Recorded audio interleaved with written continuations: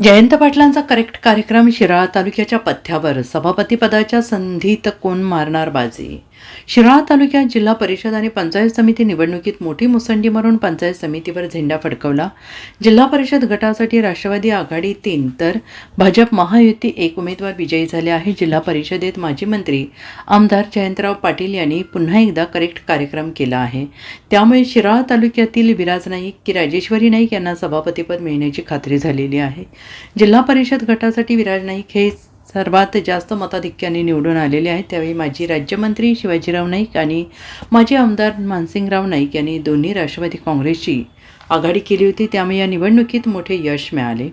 तालुक्याला आत्तापर्यंत जिल्हा परिषदेमध्ये माजी राज्यमंत्री शिवाजीराव नाईक यांना अध्यक्ष आणि सभापतीपद, आमदार सत्यजित देशमुख यांना उपाध्यक्ष आणि सभापतीपद, तसेच लोकनेते माजी विधान परिषद सभापती शिवाजीराव देशमुख, दिवंगत नेते उदयसिंगराव नाईक, वैशाली नाईक यांना सभापतीपद मिळाले होते. जिल्हा परिषदेमध्ये पहिल्यापासून शिराळा तालुक्याचे वर्चस्व आहे.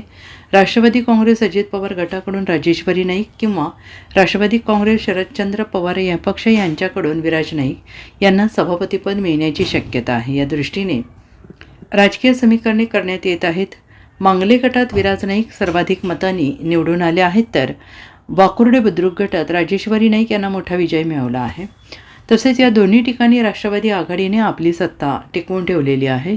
पंचायत समितीमध्ये माजी आमदार मानसिंगराव नाईक आणि माजी राज्यमंत्री शिवाजीराव नाईक यांनी 6 जागांवर विजय मिळवला आहे.